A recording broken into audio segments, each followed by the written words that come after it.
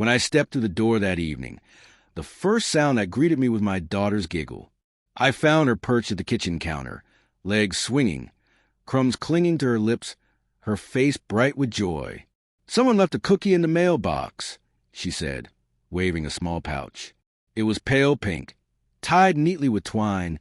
No note, no label, just a single sugar cookie with a delicate butterfly design. "Do you think it's from Mother?" she asked, her eyes wide, hopeful. My chest tightened. I took the pouch from her, turning it over in my hands. Something felt wrong, too careful, too perfect. I called my wife.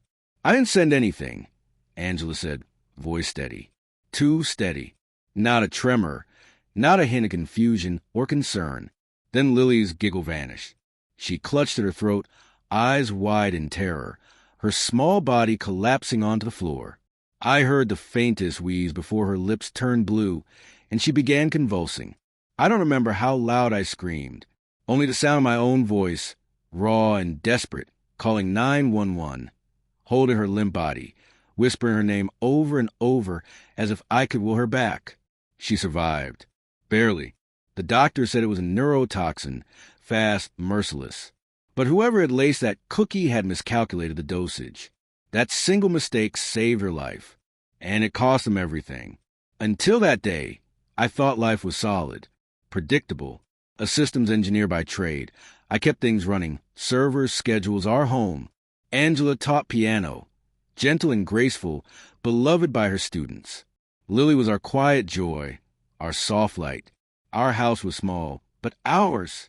The garden full of lilies, planted for the daughter who named them after herself. I thought I had built something safe. But safety, I learned, is an illusion that shatters the second betrayal steps through your door. The police came. They asked the questions they're trained to ask. Who had access? Who bore a grudge? Who might want to harm a child? The neighbors offered casseroles, prayers, hollow sympathy. Angela wept beside me at the hospital, held Lily's hand, vowed to help find whoever had done this. But her eyes weren't grieving.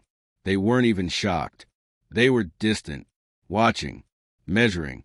That was the first thread I saw. I didn't pull it. Not yet. While Lily lay in that hospital bed, I began to unpick the truth, not in panic, with precision. Angela started stepping outside to take late-night calls. I mirrored her phone, captured burner numbers, saved voicemails before she could delete them. "You said it would just scare him, not the kid." Jesus, Angie.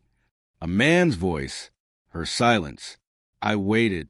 2 weeks later, she said she had piano students until 6. She didn't know I'd slipped a tracker in her car. She didn't know I'd rented the office across from that shabby motel off Jefferson Street.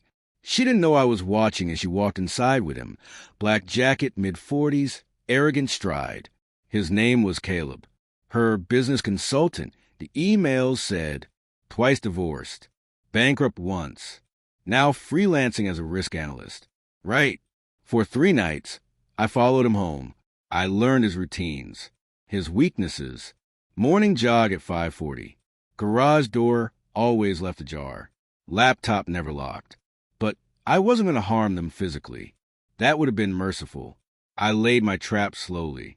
Sent Caleb a fake job offer. Security consulting for a firm in Singapore. High paying. Too good to resist. Within a day, he'd handed over his social, passport scans. Even did a video interview. Next, I seeded Angela's business accounts with tiny gifts from a mysterious donor. Quiet transfers, whispers of offshore deposits. Just enough to attract the IRS. And I reported the cookie anonymously, through layers of VPNs, through a burner line. Said I'd seen a man, Caleb, drop something into our mailbox that day. Describe him down to the brand of his watch. The police reopened the case. Angela's story fell apart. Caleb's burner tied him to the voicemail. They were both questioned. Separately. That was all it took. 3 weeks later, I met Angela in the hospital cafeteria, where we'd once toasted Lily's birth with bad coffee and too little sleep. Now she looked hollow, small. Her hands trembled as she lifted the cup. "I didn't mean for her to eat it," she whispered. "It was supposed to scare you." Not her. I let her speak. Caleb said if you were gone, it would be easier. The house. The money. We'd sell it. Start over. You were always so calm. So cold. I smiled. You mistook stillness for weakness. Tears welled in her eyes. They'll find out what you did, she said. They already have. She didn't know I'd recorded her confession.